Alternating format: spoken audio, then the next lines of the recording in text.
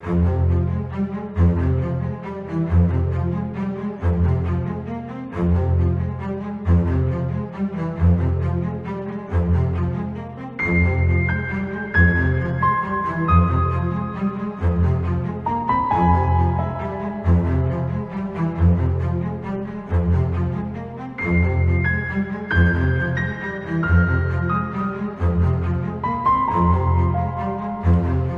tal, estimados amigos? Qué bueno que continúan con con el estudio de la asignatura Teoría General del Proceso.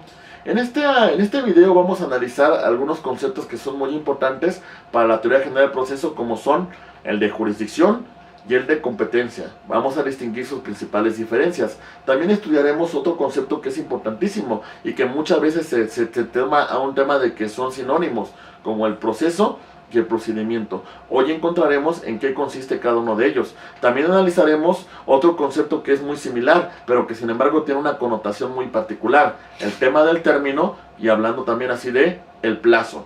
Otro elemento que vamos a analizar en esta serie de videos es el tema de la acción procesal, así como de la excepción procesal. Y vamos a concluir con el análisis de las partes y los sujetos procesales. Entonces, el primer concepto que vamos a desarrollar es el de jurisdicción. Y lo primero que tenemos que analizar es su etimología.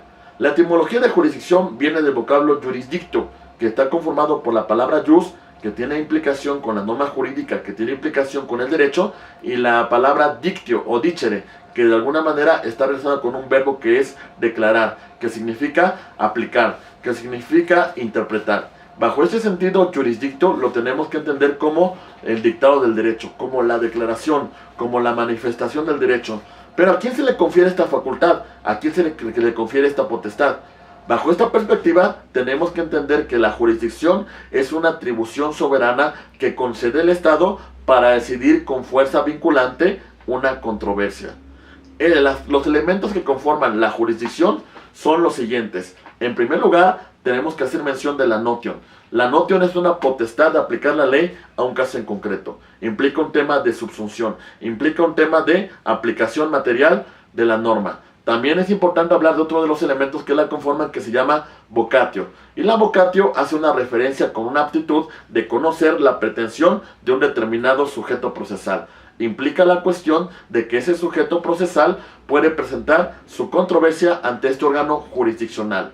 También tenemos el elemento de la coertio, y la coertio implica la potestad de dictar medidas cautelares, implica la potestad de evitar que el sujeto se sustraiga de la acción de la justicia o que dilapide bienes con tal de no cumplir con la obligación. Bajo este supuesto, la medida cautelar va a garantizar el cumplimiento de una sentencia. Otro elemento que es muy importante dentro de la jurisdicción es la judictio, que implica la potestad que tiene el órgano jurisdiccional para resolver una controversia, para dictar una sentencia. Y uno de los elementos que también lo van a conformar, que también es básico, es la executio, que implica la posibilidad de que el órgano jurisdiccional, a través de su fuerza vinculante, a través de la fuerza pública, haga cumplir su resolución, haga cumplir la sentencia. En ese sentido, vamos a hablar de competencia. La competencia vamos a señalar que es una atribución jurídica que se le va a otorgar a ciertos y especiales órganos del Estado. Escúchenme la palabra que estoy diciendo: ciertos y especiales órganos del Estado, es decir, órganos especializados, órganos técnicos, órganos que tienen la potestad de resolver determinadas controversias. ¿Para qué? Para que estos diriman con fuerza vinculante una litis. En esa tesitura, para comprender la competencia, hay que analizar los elementos que la van a integrar. Y podemos hablar que las reglas para determinar la competencia son la materia, son el territorio, es la cuantía y es el grado. Cuando hablamos de la materia, tenemos que hacer mención a la materia civil, a la materia familiar, a la materia penal, a la materia constitucional, a la materia administrativa, a la materia laboral, a la materia agraria y a la materia fiscal. ¿Y a qué me refiero con todo esto? Que un juez competente en materia penal no puede conocer de una controversia que verse sobre derechos agrarios. Evidentemente tendrá jurisdicción, pero no tiene competencia. Y viceversa, un juez en materia civil no puede conocer de una controversia en materia laboral, toda vez que no está facultado para dirimir conflictos de esa naturaleza. Entonces podemos señalar que el juez de lo civil sí tiene jurisdicción, pero no tiene competencia para conocer controversias de índole laboral. Otro punto que es importante destacar es el tema del territorio, que es el ámbito de aplicación de la norma jurídica. En esta referencia podemos hablar de una competencia federal que implica que implica de las autoridades federales, que implica del Ministerio Público de la Federación, que implica de los jueces federales, mientras que la competencia estatal implica meramente a las autoridades locales. Otro tema referente es la cuantía, el valor del negocio jurídico para determinar el órgano jurisdiccional que va a conocer de la controversia. Y concluimos con el tema de grado. Implica el tema de la apelación. Implica el tema de que la resolución que dicte el juez de primera instancia va a ser recurrida a su superior jerárquico. Va a ser recurrida ante un tribunal colegiado para que analice la constitucionalidad o legalidad de dicha resolución.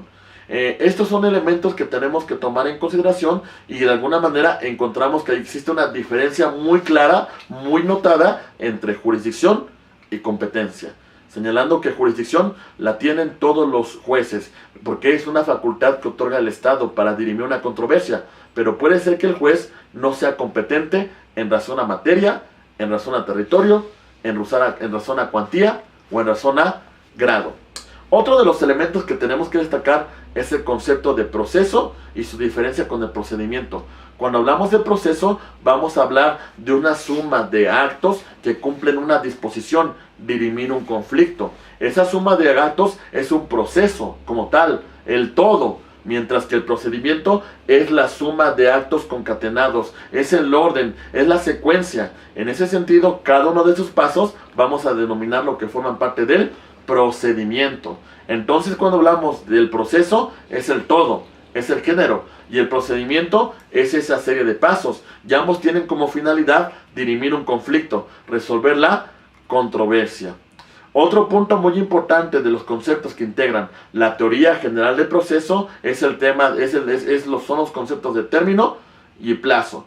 Cuando hablamos de término, vamos a hacer referencia a un límite para ejercer una acción procesal, a un límite para realizarlo, mientras que el plazo es ese lapso de tiempo, es ese transcurso que yo tenía la oportunidad para realizar determinada actuación procesal. En ese sentido, vamos a señalar que la acción procesal es una potestad, es un poder jurídico que tiene todo sujeto de derecho para que en algún sentido acuda ante los órganos jurisdiccionales a presentar sus pretensiones, a exponerlas, a argumentar su teoría del caso. Formulando una petición afirma que existe un derecho que ha sido vulnerado. Mientras que la contraparte del actor, mientras que la contraparte de quien presenta esta acción es el tercero, es el demandado. Este va a presentar una excepción procesal y la excepción procesal está vinculada a un tema de oponerse a la demanda que presenta el actor. Implica una circunstancia de resistir, implica una circunstancia de controvertir las pruebas que presenta el actor. Para ello va a presentar una teoría del caso alterna a la presentada por el actor. Y en esa circunstancia, en el siguiente video, analizaremos lo referente a los sujetos, las partes y los sujetos procesales. Entonces, como podrán darse ustedes cuenta, los conceptos que hemos visto parecen sinónimos, pero sin embargo es importante que conozcamos nosotros sus diferencias. Muchas gracias por la atención brindada en este video.